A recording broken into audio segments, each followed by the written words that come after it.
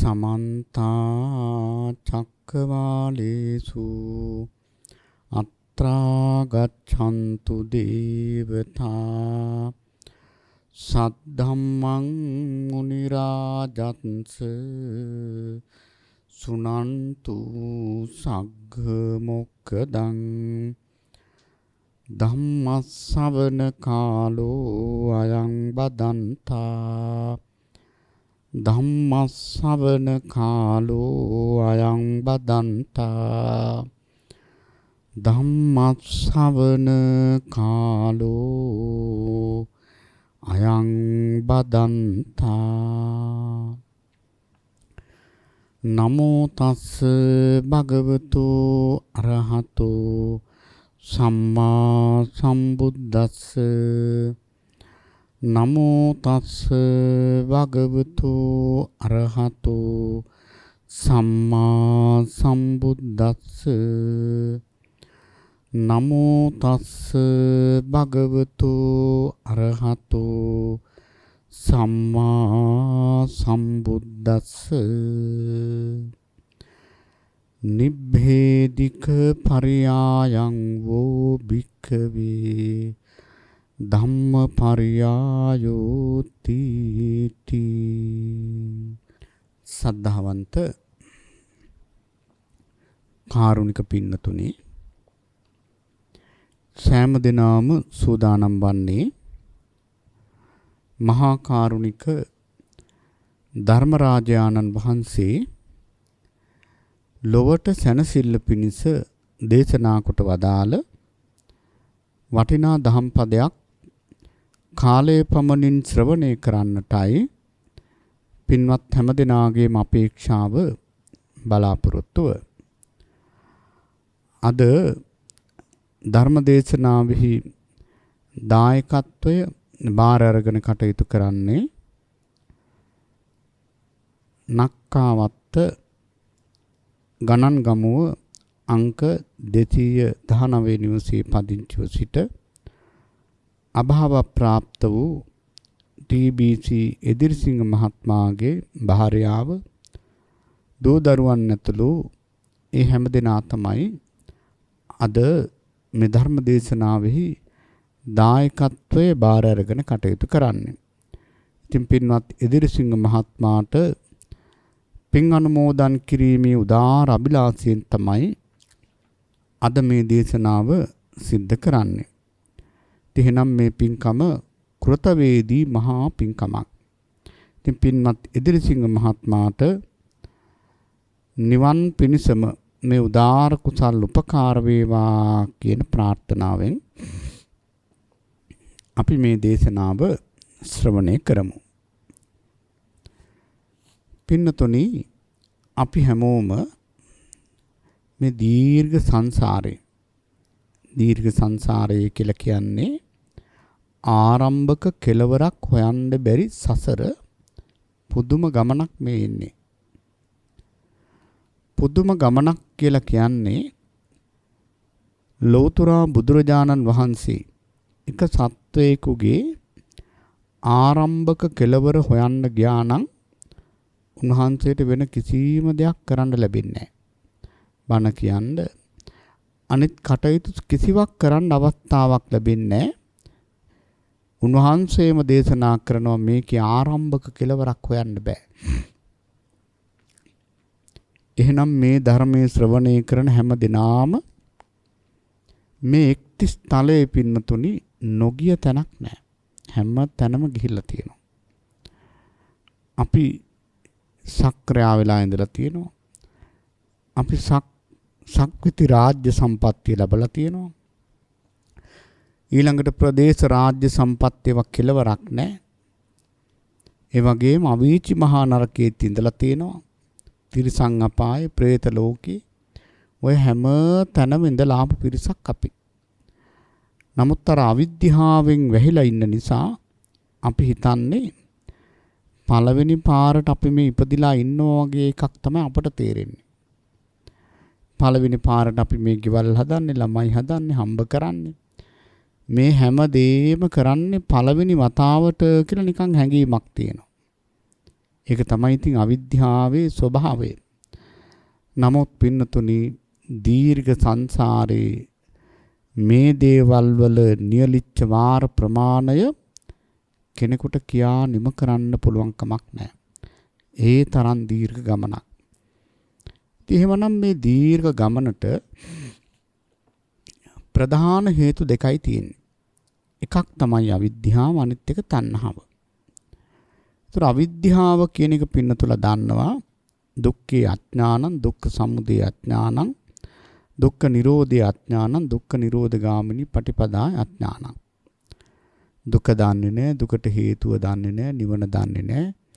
නිවන අවබෝධ කරගන්න ඕන මාර්ගය පිළිබඳ වැඩපිළිවෙල පිළිබඳව කිසි අදහසක් නැහැ. මේක නිකන් අන්ධකාරයක් වගේ. ඒකනේ අවිද්‍යා නිවරණානම් කියලා කියන්නේ. අවිද්‍යාවෙන් වැහිලා තණ්හාවෙන් ගැට ගහලා තමයි අපි මේ දීර්ඝ ගමන මේ විදිහට එන්නේ.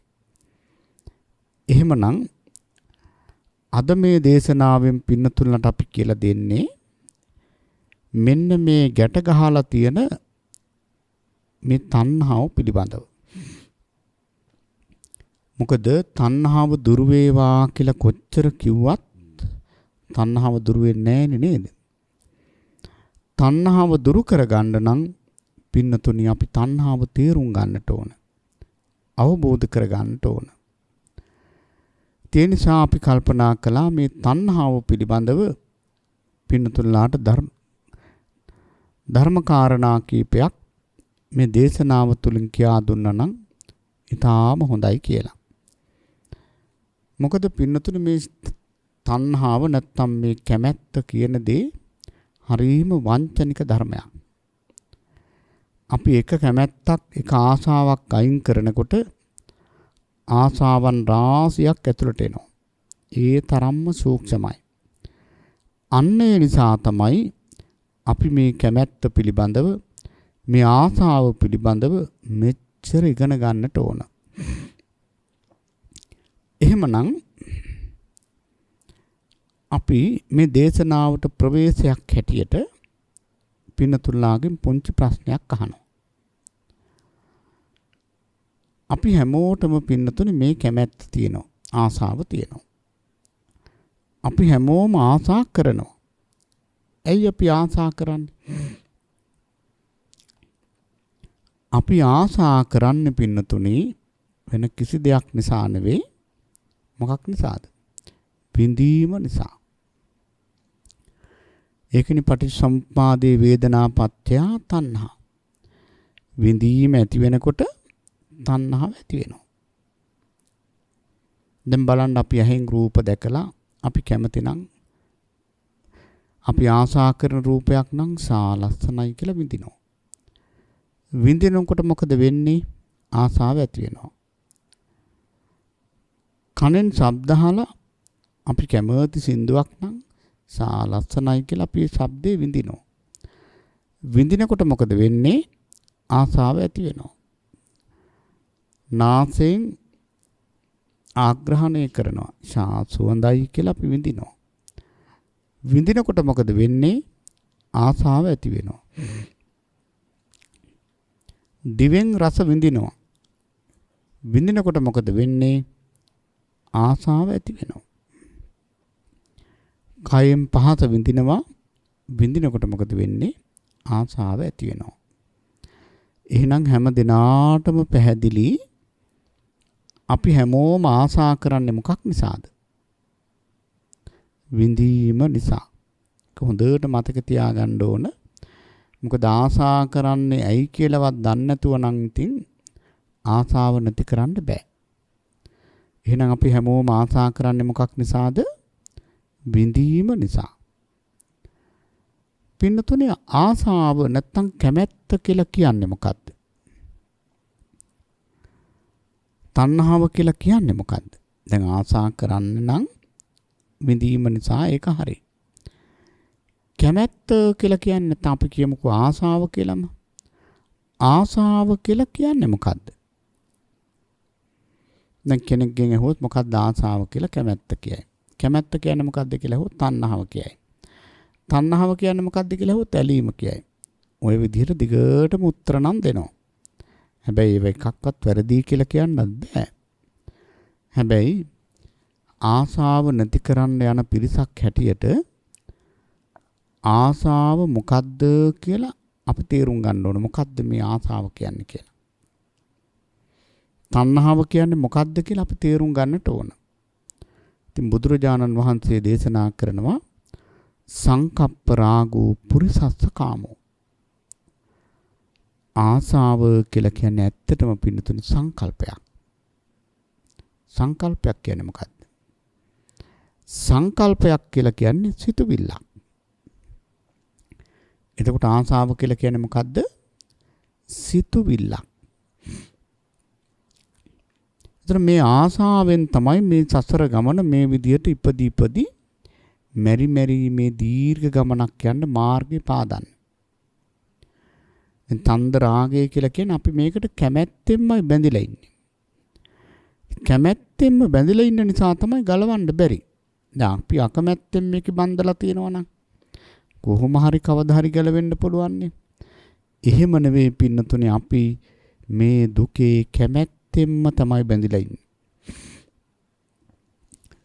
ඒ නිසා අපි මේක හොඳට තේරුම් ගන්නට ඕන.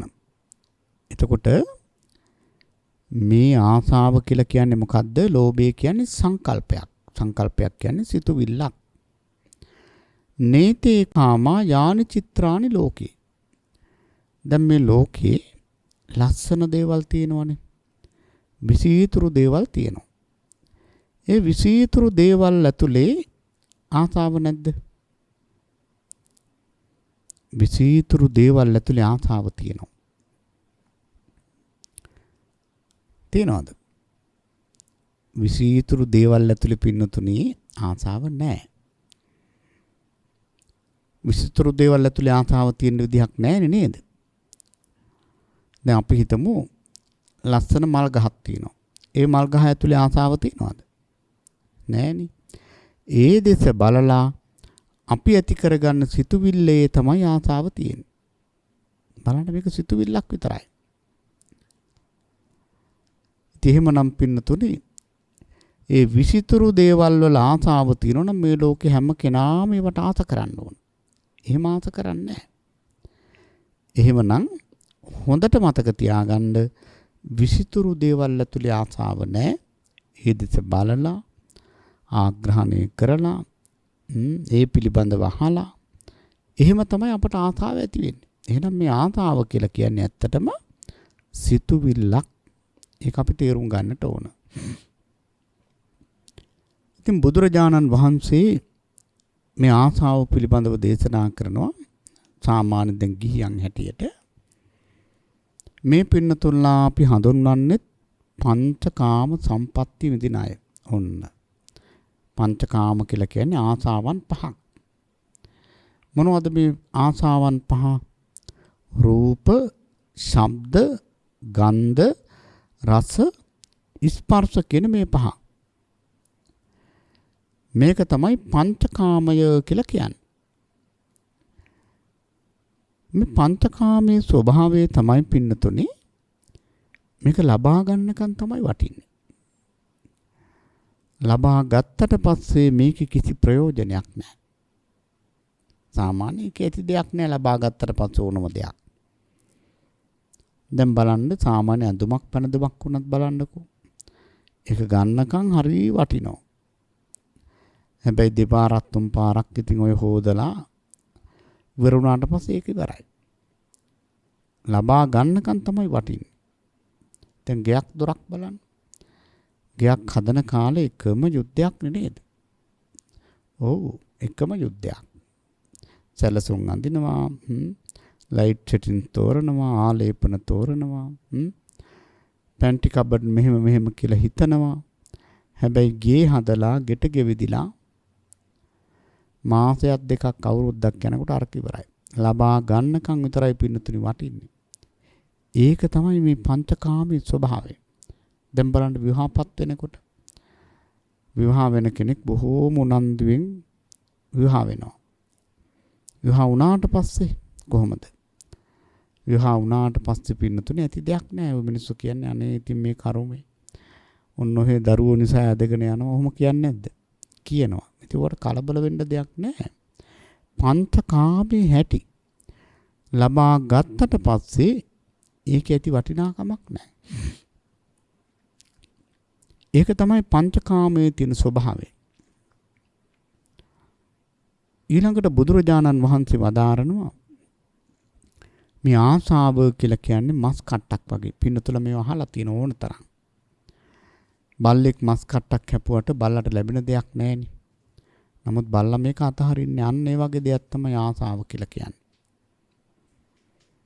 ඊළඟට මේ ආසාව කියලා කියන්නේ සිහිනයක් වගේ. දැන් බලන්න අපිට සිහින දකින්න පුළුවන් ඕන දෙයක්. සිහිනෙන් ඉතින් මොනවද දකින්න බැරි.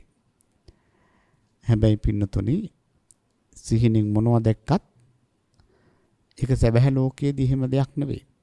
දැන් අපි සිහිනෙන් රජ වෙලා ඉන්නවා දකින්නවා. ඇහැරිලා බලනකොට එහෙම දෙයක් නැහැ. අන්න ඒ වගේ දෙයක් තමයි මේ කැමැත්ත ආසාව කියලා කියන්නේ. මේක අපි තේරුම් ගන්න ඕන. කැමැත්ත ආසාව කියලා කියන්නේ අන්න ඒ වගේ දෙයක්. දැන් බලන්න මේ පින්නතුලා නොයේක් ආශාවන් ලැබපු අය නෙමෙයි ඉන්නේ. ඒ ලැබපු දේවල් දැන් සිහිනයක් වගේ නෙවෙයිද? සිහිනයක් වගේ තමයි. අන්න බුදුරජාණන් වහන්සේ වදාරනවා කැමැත්ත කියලා කියන්නේ ආසාව කියලා කියන්නේ සිහිනයක් වගේ දෙයක්. ඊළඟට පින්නතුල මතක තියාගන්න ඕන මේ කැමැත්ත කියලා කියන්නේ පින්නතුනි ඇත්ත වශයෙන්ම කියනවා නම් මිත්‍ර ලීලාවෙන් ඉන්න වදකෙක් වගේ දෙයක්. දැන් අපි ළඟට වෙලා බොහොම අපට සලකනවා, hina වෙනවා. අපිට නොයේක රසමුසු ආහාර ගෙනල්ලා දෙනවා. අපේ තනි නොතනියට ඉන්නවා. හැබැයි එහෙම ඉන්න පුජ්‍යලයා ඇතුලේ ඉන්නේ මාරෙක්. වදකෙක් වගේ මහා දරුණු පුජ්‍යලෙක්. අන්න ඒ වගේ එකක් තමයි මෙන්න මේ කැමැත්ත කියලා කියන්නේ. දැන් බලන්න අපි දරුවන්ට හරි කැමති. ආදරේ ආසයි. ඊළඟට ගෙවල් දොරවල් වලට අපි හරි කැමති. අපේ බැංකු පොතේ තියෙන මුදල් ටිකට අපි හරි කැමති. අපේ ඇඳුම් පැළඳුම් කෑම බීම වලට අපි කැමති. හැබැයි පින්නතුනේ අර ආදිත්ත පරියාය සූත්‍රයේ සඳහන් වෙන විදිහට ඔය ආස්වාද ජනක දේවල් අපේ දරුවෝ වුණත් අපිට බොහෝම ආදරෙන් මැරෙන වෙලාවේ ලෝභ සිතින් දරුවෝ මතක් වුණොත් කෙලින්ම අපායි. බලන්න. අන්න ඒකයි කියන්නේ මිත්‍ර ලීලාවෙන් ඉන්න වදකෙක් වගේ තමයි මේ කැමැත්ත. මේ ආසාව. දැන් භික්ෂුන් වහන්සේලා හැටියට අපි වුණත් එහෙමයි. අපි ඉන්න සේනාසන වලට, පන්සල් වලට, අනේ අපේ විහාරේ හරිම ලස්සනයි කියලා විහාරෙට බැඳිලා හිටියොත් විහාරෙට බැඳුණා කියලා නෑ ඒත් කෙලින්ම අපායි. එහෙනම් අපි මේ යථාර්ථය හොඳට තේරුම් ගන්න ඕන. ඒකයි බුදුරජාණන් වහන්සේ දේශනා කළේ මේ කැමැත්ත කියලා කියන්නේ හරියට මිත්‍ර ලීලාවෙන් ඉන්න වදකෙක් වගේ එකක්. එතකොට පින්නතුනේ දැන් පින්නතුලා දන්නවා අපි හැමෝම ආසා කරන්නේ ඇයි කියලා විඳීම නිසානේ. එතකොට ආසාව කියලා කියන්නේ වෙන කිසිවක් නෙවෙයි සිතුවිල්ලක්. කොහොමද මේ ආසාව හටගන්නේ? ඒකත් අපි තේරුම් ගන්න ඉපේ. දැන් අපි ටිකක් හිතලා බැලුවොත් කොහෙන්ද මේ ආසාව හටගන්නේ? අපට පේන විදිහට නම් ඇහෙන් හට ගන්නවා, කනෙන් හට ගන්නවා, නාසයෙන් හට ගන්නවා, දිවෙන් හට ගන්නවා, කයෙන් හට ගන්නවා, සිතින් හට ගන්නවා. නේද? වෙන තැනක් නැහැනේ. ඔය ආයතන හරහා තමයි ඇත්තටම ආසාව හටගන්නේ. නමුත් බුදුරජාණන් වහන්සේ ඊට වඩා ගැඹුරට ගිහිල්ලා අපට කියලා දෙනවා මහණෙනි මේ ආසාව හටගන්නේ මොකෙන්ද? ස්පර්ශයෙන්. මොකෙන්ද ආසාව හටගන්නේ? ස්පර්ශයෙන්. ස්පර්ශය කියලා කියන්නේ ඇහැයි රූපයයි සිතයි එකතු වීම. නැතුව ඇහැට ස්පර්ශය කියන්නේත් නැහැ, රූපයට ස්පර්ශය කියන්නේත් නැහැ, සිතට ස්පර්ශය කියන්නේත් නැහැ.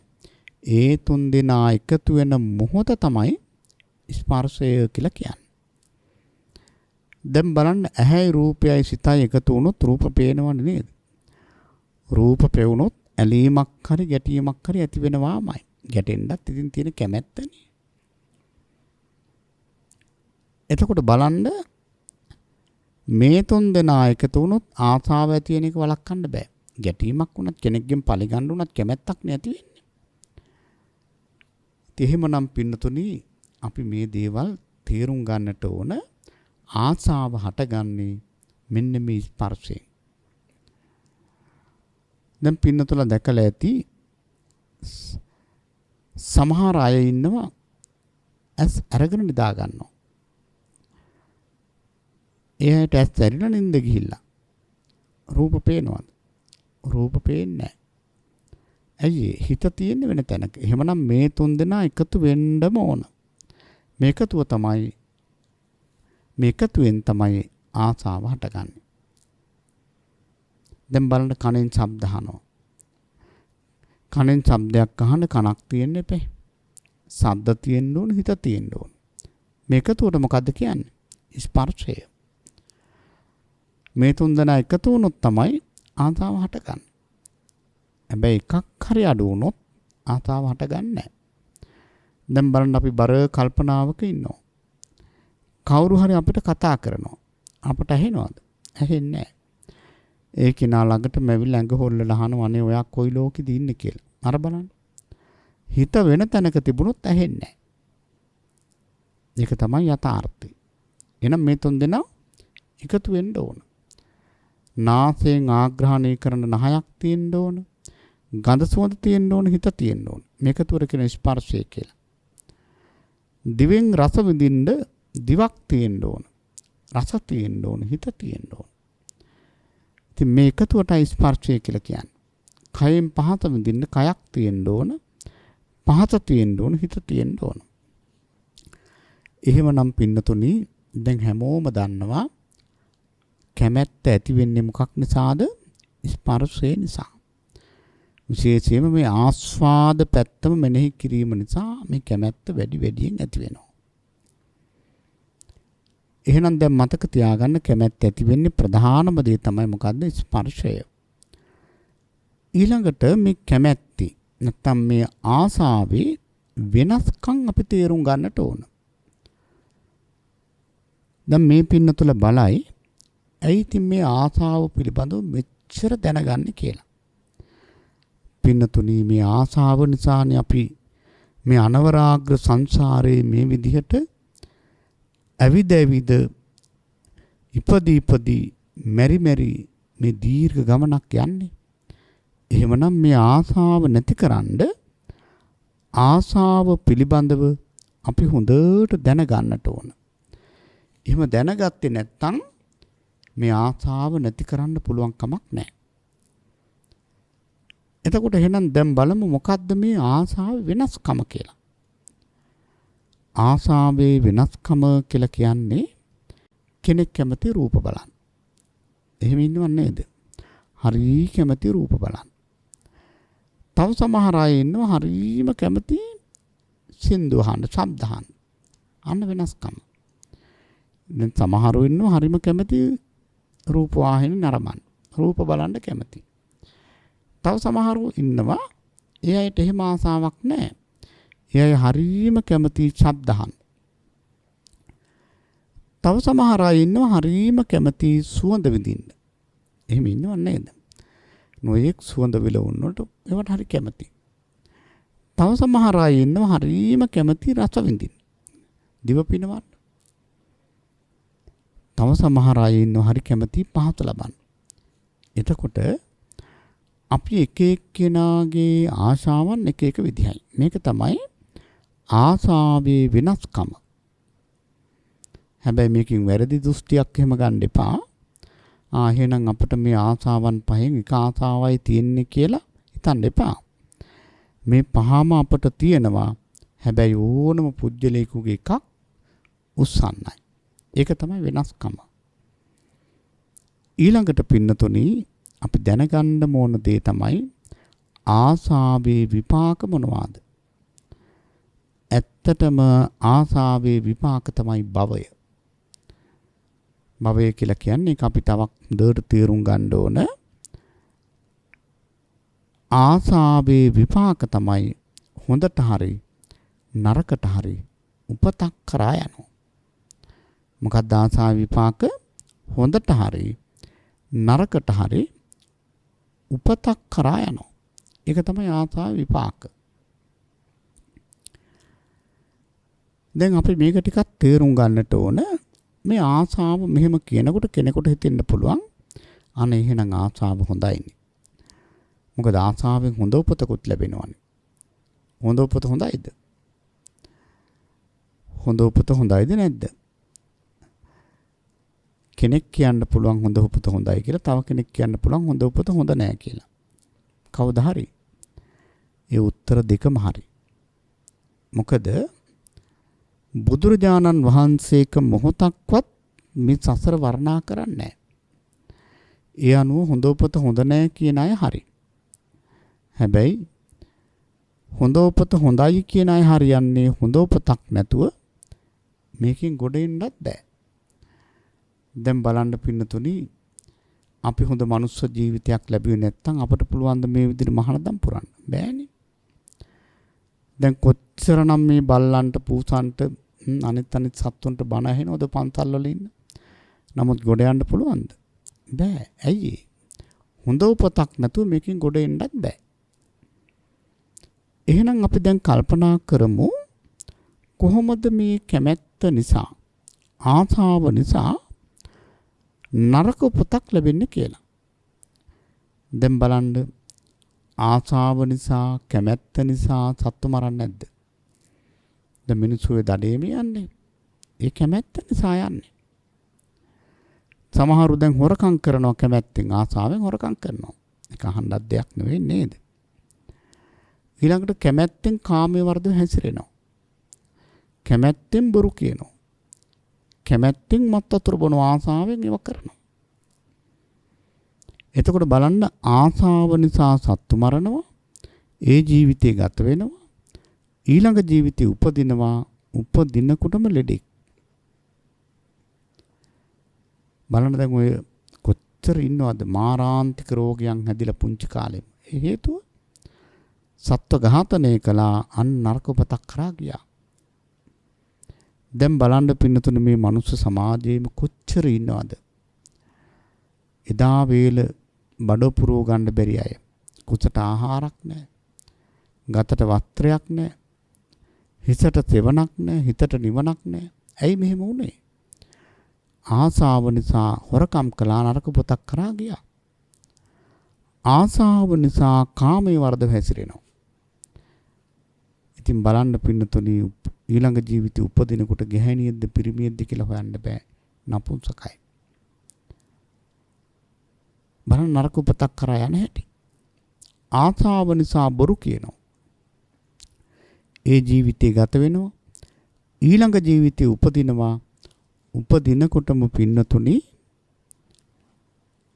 මොකද වෙන්නේ? ගොල්වේ. අන නරක උපතක් කරා යන හැටි. ආසාව නිසා මත් වතුර බොනවා. ඉතින් ඒ ජීවිතය ගත වෙනවා, ඊළඟ ජීවිතේ උපදිනවා. උපදිනකොටම පින්නතුනි, උපදිනකොටම පිස්සෙක්. උමුතුයි. ඇයි ඒ? ඉතින් පිස්සු හැදෙන්නේ නේ බීවි. අන්න ඉතින් උමුතු වෙලාම උපදිනවා. එතකොට බලන්න, මේ කැමැත්ත නිසා නරක උපතක් කරා යන හැටි. දැන් කාටත් පැහැදිලි. දැන් මෙතනදී තව දෙයක් මතක් කරන්න ඕන. දැන් මේ ටික මෙහෙම මේ වාගේ විපාක කියනකොට කෙනෙකුට බයක් ඇති වෙන්න පුළුවන්. අනිවාර්යෙන් බයක් ඇති වෙන්න ඕන.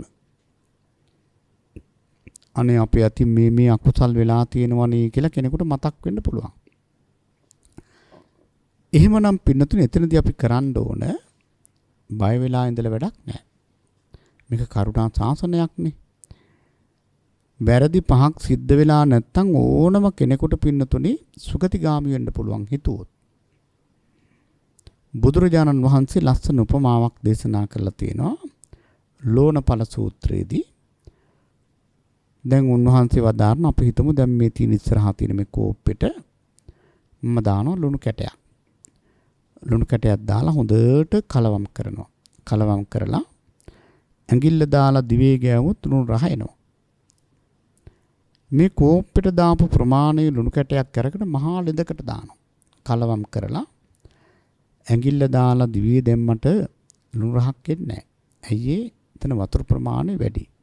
අන්න ඒ වගේ අපේ අතින් යම් යම් අකුසල වෙලා තියෙනවා නම් කරන්න තියෙන හොඳම දේ තමයි මොකද්ද? කරන්න තියෙන හොඳම දේ තමයි පින්නතුනි අර ලිඳේ වතුර වැඩි වගේ කුසල් වැඩි කරන්න ඕන. කුසල් වැඩි කරනකොට අකුසලයේ යටපත් වෙනවා. කුසලයේ ඉස්මතු වෙනවා. එහෙනම් දැන් කාටත් පැහැදිලිනේ ආසාව නිසා නරක උපතක් ලැබෙන විදිය. එහෙමනම් එකකින් ගැලවෙන ආකාරයක් දැන් පින්නතුනට පැහැදිලි. ඊළඟට පින්නතුනේ ආසාව නිසා හොඳ උපතක් ලැබෙනවා කියලා මෙතන කියවුණා. කොහොමද ආසාව නිසා හොඳ උපතක් ලැබෙන්නේ? ආසාව නිසා හොඳ උපතක් ලැබෙන්නේ. ඉතින් ආසාවෙන් පින් කරනකොට හොඳ උපතක් කරා යනවා. දැන් අපේ අම්මලා හොඳට බලන්න කල්පනා කරලා ආසාවෙන් ඔය කටන පින්කම් ඔය පින්කම් කරන්නේ ආසාවෙන් නෙවෙයිද? ආසාවෙන්. ආසාවෙන් පින් කරනකොට හොඳ උපතක් කරා යනවා. ඒකයි මෙතන කිව්වේ ආසාව නිසා හොඳ උපතක් හෝ නරක උපතක් ලැබෙනවා. එහෙමනම් ආසාව නැති කරන මාර්ගය තමයි විශේෂයෙන් දැනගන්න ඕන. පින්නතුනි කොටින්ම කිව්වොත් මේ ආර්ය අෂ්ටාංගික මාර්ගය. මෙන්න ආසාව නැති කරන මාර්ගය. එතකොට දැන් අපි සාමාන්‍ය විදිහට කල්පනා කරලා බැලුවොත් මේ ධර්ම මාර්ගයේ හැසිරෙන්නට සීලවන්තකම අවශ්‍යයි. සීලවන්තකම හදාගෙන නීවරණ ධර්ම යටපත් කරමින් සමත විපස්සනා භාවනා වැඩිම තුලින් අපිට ක්‍රමානුකූලව මේ කැමැත්ත නැති කරන්න පුළුවන්. පින්නතුනි මතක තියාගන්න මේ කැමැත්ත නැතිකරන්න අපි අනිවාර්යයෙන්ම කැමැති වෙන දේවල් පිළිබඳව ඇතිවෙන තණ්හාව නැත්තම් ඒ දේවල් පිළිබඳව ආදීනව පැත්ත අපි දකින්න ඕන. ආදීනව පැත්ත දකින්න නැති එක තමයි මේ කැමැත්ත ඇති වෙන්න ප්‍රධානම හේතුව. දැන් අපි ආස්වාදයේ විතරමනේ දකින්නේ නේද? දැන් කාමයේ ගත්තත් ආස්වාදයේ විතරයි දකින්නේ. රූපයේ ගත්තත් ආස්වාදයේ විතරයි දකින්නේ. විඳීම් වල ගත්තත් ආස්වාදයේ විතරනේ අපි දකින්නේ. ඒකේ ආදීනව පැත්ත අපි දකින්නේ. දැන් බලන්න මේ කාමයේ නිසා මොන තරම් අපි දුකකට භාජනය වෙනවද? පුදුම විදිහට ඉගෙන ගන්න මහන්සි වෙනවා. රස්සා හොයා ගන්න මහන්සි වෙනවා. කාලයක් රස්සා කරන්න මහන්සි වෙනවා. ගෙවල් හදන්න ඉඩම් ගන්න මහන්සි වෙනවා. ළමයින්ට උගන්වන්න පුදුම විදිහට මහන්සි වෙනවා. පින්නතුනි බලපුවාම මොන දුකක්ද අපි විඳින්නේ? සුළු සැපයක් වෙනුවෙන් පුදුමාකාර දුක් කන්දරාවක් අපි විඳින්නේ නැද්ද? විඳිනවා. හරියට අර පතොක් ගහක මුදුනේ තියෙන පුංචි ඵලය. අපි හිතමුකෝ කටු තියෙන ගහක පුංචි මිහිරි ඵලයක් තියෙනවා. ඉතින් මිහිරි රස විඳින්න ඕනවට අර පතොක් කටු ගහේ නගිනව බඩ ගන්නවා. ඉතින් කටු ඇනෙනවා, දුක් විඳිනවා, ඒක ගාණක් නැහැ. අර මිහිරි සැපේ වෙනුවෙන්. අන්න ඒ වගේ තමයි අපි මේ සුළු සැපයක් වෙනුවෙන් පුදුමාකාර දුකක් විඳිනවා. ඒ දුක්ඛදායක ස්වභාවය ආදීනවය අපි හිතන්නේ නැහැ. හැබැයි පින්නතුනේ අපි ආදීනවේ දකින්නම ඕන. ආදීනවේ දැක්කේ නැත්නම් අපට ගැලවිල්ලක් නැහැ. දැන් මේ පංච උපාදානස්කන්ධය උනත් ආදීනව දැක්කේ නැත්නම් කොහොමද නිස්සරණයක් කරා යන්නේ? ඒ සඳහා තමයි අපි අනිත්‍ය සංඥාව, දුක්ඛ සංඥාව, අනාත්ම සංඥාව, අසුභ සංඥාව ප්‍රගුණ කරන්නේ මේකේ ආදීනව පැත්ත දකින්න. එතකොට ඔය කාමයේ ඔය විදිහට ආදීනව දකින්න ඕන. ඒ විතරක් නෙවෙයි රූපේ දකින්න ඕන. අපි අහුවෙන තැනක් නෙමේ රූපේ නේද ලස්සනයි කියලා බැඳෙනවා. හැබැයි මේ රූපේ තියෙන යථා ස්වභාවය අපි දැනගන්න ඉපේ. දැන් බලන්න පින්නතුනි මේ රූපය ලෙඩ වෙනවනේ. අපි ගත්තොත් මනුස්ස ශරීරය හැමදාම එක විදිහට තියනවද නෑ. දනිත් සමාරු හැදෙනවා, නොයේක් ලෙඩ රෝග. මෙන්න ආදීනෝ පැත්ත. ශරීරයක් ජීවිතයක් ගත්තාම ලෙඩ ගොඩක් නේ. ඉතින් වයසට යනවා, නාකි වෙනවා, හැරමිටි ගන්න වෙනවා.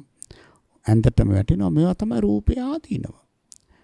ආදීනෝ පැත්ත හිතන්නේ අර චූටි ආස්වාදය අල්ලගෙන අපි දඟලනවා. ඒකෙන් තමයි නැවත නැවතත් මේ චන්දරාගය ඇති වෙන්නේ. ඊළඟට විඳීම් පිළිබඳවත් එහෙමනේ. දැන් බලන්න අපි නොයෙක් දේවල් විඳිනවා. සැප විඳිනවා, දුක් විඳිනවා, මධ්‍යස්ථ වේදනා විඳිනවා නේද? ඉතින් මේ ඕනම දෙයක අපි සැපේ තමයි අල්ලගන්නේ. ඉතින් සැපේ වෙනුවෙන් අපි ලොකු පරිශ්‍රමයක් යොදනවා. එතකොට දැන් බලන්න මෙතන සාමාන්‍යයෙන් ධ්‍යාන සැපයක් වුණත් ඕකනේ ඉතින් ආස්වාදේ. ආදීනව පැත්ත ගත්තොත් ඒ කියන වේදනාවෙත් ඒක විපරිණාමයටපත් වෙනවනේ. කියන්නේ ධ්‍යාන සැපේ වුණත් නැති වෙලා යනවා. ඒක තමයි ආදීනව. එතකොට ධ්‍යාන සැපයක් නැති වෙලා යනවා නම් ඊට එහා තියෙන දේවල්, ඊට මෙහා තියෙන දේවල් අනිවාර්යයෙන්ම පින්නතුනේ අභාවයටපත් වෙලා යනවා. ඒ පිළිබඳව අපි හොඳට කල්පනා කරන්න ඕන. මේක තමයි කාමයේ තියෙන, රූපයේ තියෙන, වේදනාවේ තියෙන ආදීනව. මෙන්න මේ ආදීනව පැත්ත දකිනකොට අපිට ඒකාන්තයෙන්ම මේ චන්දරාගය නැති කරගන්න පුළුවන්. අපේ ජීවිත ගත්තාම අපේ ජීවිතවල පින්නතුනේ යම් බඳු දුකක්, වේදනාවක් අපි විඳිනවා නම් ඒ විඳින සෑම වේදනාවකටම මුල වෙලා තියෙන මේ කැමැත්ත. අපි ඒක තේරුම් ගන්න ඕන. කැමැත්ත නිසා තමයි අපි මේ තරම් දුක් විඳින්නේ. ඒ නිසා මේ කැමැත්ත නැති කරගන්න, මේ රාගය නැති කරගන්න අපි මහන්සි ගන්නට ඕන. දැන් බලන්න පින්නතුනේ කෙලින්ම මේ රාගය කියලා කිව්වොත් ඒත් ඉතින් මේ ලෝභයමනේ. මේ රාගය නැති කරන්න අපි කරන්න ඕන මොකද්ද? අසුබය පුරුදු කරන්න ඕන. අපි සුබ හැටියට සලකන මේ ශරීර කූඩුවේ මේ කුණප කොටස් 32 අරගෙන අපි ඒ පිළිබඳව බොහෝම විමසුන් නුවණින් බැලුවොත් අපිට මේ කිසිම දෙයක ඇලෙන්න කිසිම තැනක් නැහැ. නේද? හැමදේම පින්නතුනි අනිත්‍ය වෙලා යන දේවල්. දැන් බලන්නකෝ දැන් මේ දිදිස් කුණපය. ඒකෙන් අපට ප්‍රධානම වශයෙන් අපට පේන්නේ මේ කෙස්ලොම් නියදත් සම්මස්සාදී මෙන්න මේ කොටස විතරයි. ඊළඟට ඇතුළේ දේවල් අපි දන්නවා තියෙනවා කියලා නමුත් අපට ඒවා පේන්නේ නැහැ. ඉතින් මේ අපි මේක දකින්නේම පින්නතුනේ සුභ සංඥාවෙන්. මෙතර මේ ඇවිදින වෙස්කිලියක් වගේ තියෙන මේ ශරීර කෝඩු අපි දකින්නේ සුභ සංඥාවෙන්. හැබැයි අපි මේක ඒකාන්තයෙන් දකින්න ඕනි අසුභ සංඥාවෙන්. අසුභ සංඥාවෙන් දකිනකොට තමයි මෙන්න මේ රාගය නැති කරගන්න අවස්ථාව ලැබෙන්නේ. එහෙම නැත්තම් කවදාකවත් මේ රාගය නැති කරගන්න ලැබෙන්නේ නැහැ. මොකද මේකේ ආදීනවය දකින්න නැතුව කොහොමද රාගය නැති කරගන්නේ?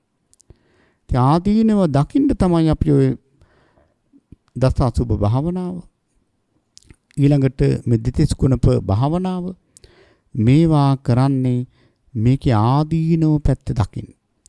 ආදීනව පැත්ත දකින්න තමයි මේ රාගය යටපත් කරන්න පුළුවන්කම ලැබෙන්නේ.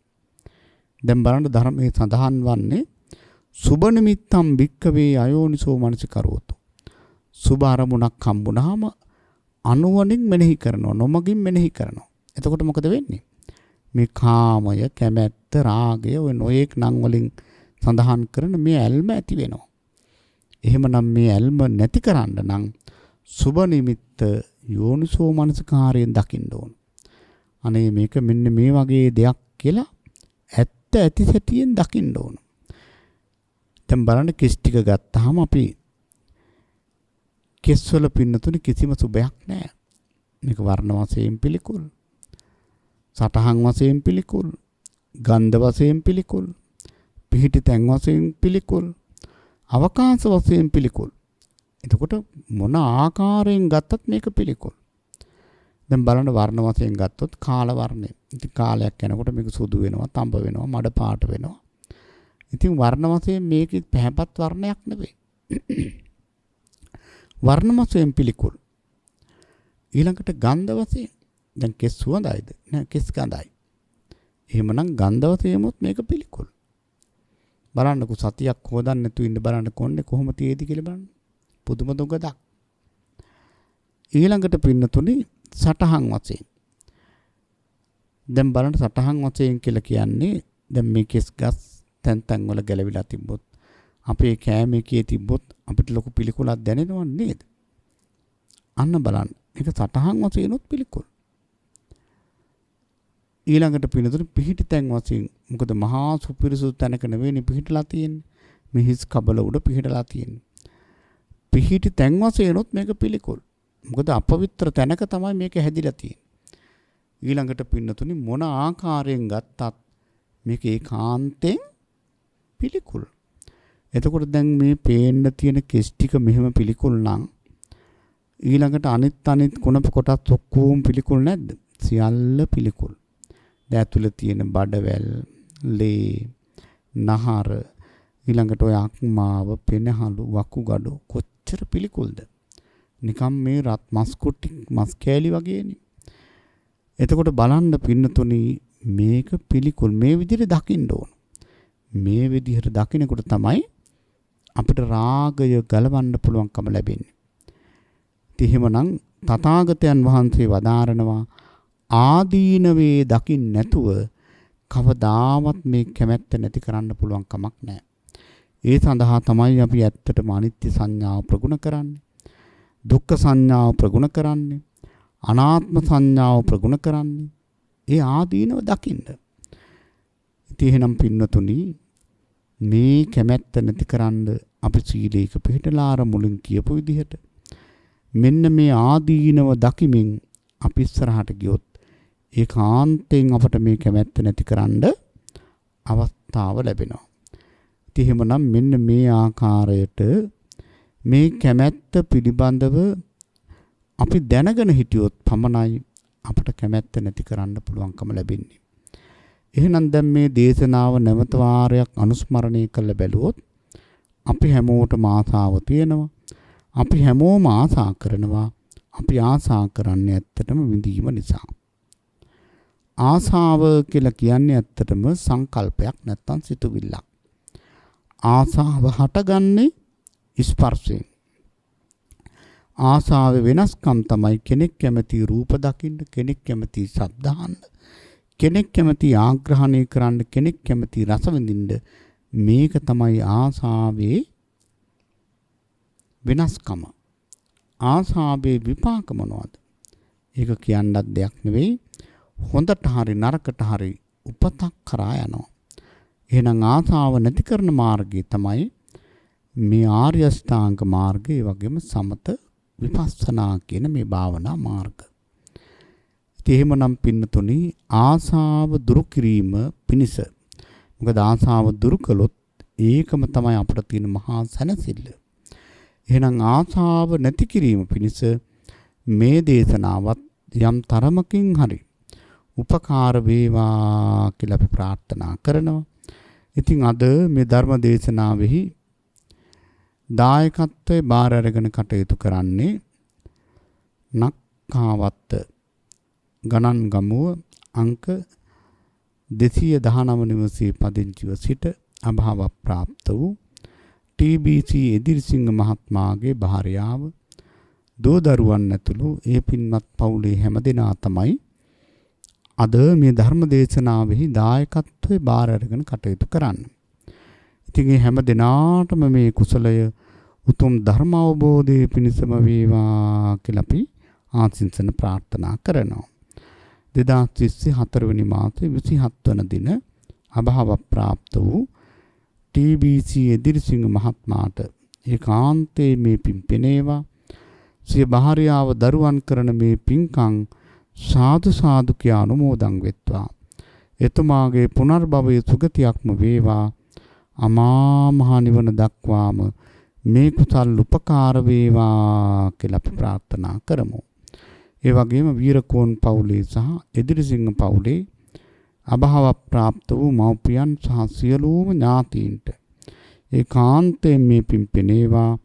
අපේ ඥාතීන් සංසාරගත සියලු ඥාතීන් සාදු සාදු කියා මේ පින් අනුමෝදන් වෙත්වා කියලා සෑම දිනාට පින් දෙමු.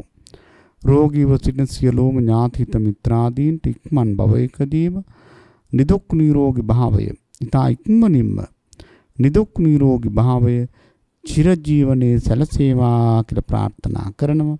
නිරෝගීව සිටින සියලු දෙනාට වහවහාම නිරෝගී සම්පන්නිය සැලසේවා කියලා අපි කරුණාවෙන් ප්‍රාර්ථනා කරනවා. දරුවන්ගේ සියලු කටයුතු බලාපොරොත්තු ਸਰව ප්‍රකාරයෙන්ම සාර්ථක වේවා කියන පැතුම තියෙනවා. ඒ වගේම ආදිත්‍ය ලංකේස් මායා බණ්ඩාර මුණුබුරාගේ ඒ වගේම චරුන්දි මනිස්කා මායා බණ්ඩාර මිනිබිරියගේ අධ්‍යාපන කටයුතු ਸਰව ප්‍රකාරයෙන්ම සාර්ථක වේවා. රටට ජාතියට ආගමට වැඩදායි පුණ්‍යවන්ත දරුවන් හැටියට කටයුතු කරන්න ඒ දරුවන්ට තුරුණුවන්ගේ ආශිර්වාදය ලැබේවා වැඩේවා කියලා ප්‍රාර්ථනා කරනවා. දේශකයන් වහන්සේට සෙත් පතනවා. ඒ වගේම ප්‍රඥා නාලිකාවේ ගෞරවනීය අනුශාසක ස්වාමීන්ද්‍රයන් වහන්සේ ප්‍රධාන කාර්ය මණ්ඩලයේ පින්වත් හැම දෙනාටම සෙත් ප්‍රාර්ථනා කරනවා. සක්දෙව්දුන් ප්‍රධාන සීල දිව්‍ය රාජ මණ්ඩලයට මේ පින් නිවන් පිණිස වේවා. අවීචී පටන් බවාග්‍රේම දක්වා විසින සියලු සත්ත්ව ප්‍රජාවට මේ කුසල් සැනසෙල්ල පිණිස වේවා කියලා ප්‍රාර්ථනා කරනවා. ඒ වගේම පින්නතුනේ අවසාන වශයෙන් අද මේ පින්කම සිද්ධ කරන පින්වත් වීරකෝන් මහත්මාව ප්‍රධාන එදිරිසිංහ මහත්මාගේ භාර්යාව දරුවන් ඇතුළු මේ හැම දිනාටම මේ කුසලයේ මහත්ඵල වේවා මහානිසංස වේවා. මෙලොව වශයෙන් අපලපද්‍රවාදයක් ඇත්තන් සියල්ල දුරු වේවා. සිතතාන්තිය සැලසේවා. සියලු සම්‍යක් ප්‍රාර්ථනාවන් මුදුන්පත් වේවා. නිවන දක්වාම මේ කුසල් උපකාර වේවා කියලා කවුරුත් ප්‍රාර්ථනා පිහිටුවා ගනිමු. ඉදං වූ ඥාතිනං හෝතු සුඛිතා හොන්තු ඥාතයෝ. ඉදං වූ ඥාතිනං හෝතු සුඛිතා හොන්තු ඥාතයෝ. ඉදං වූ ඥාතිනං හෝතු සුඛිතා හොන්තු ඥාතයෝ. ආකාසට්ඨා ච බුම්මට්ඨා දේවා නාග මහිද්దికා පුඤ්ඤන්තං අනුමෝදිත්වා තිරං රක්ඛන්තු ශාසනං තිරං රක්ඛන්තු දේශනං තිරං රක්ඛන්තු මං පරන්ති. දේශක්ඛයෝ නිබ්බානං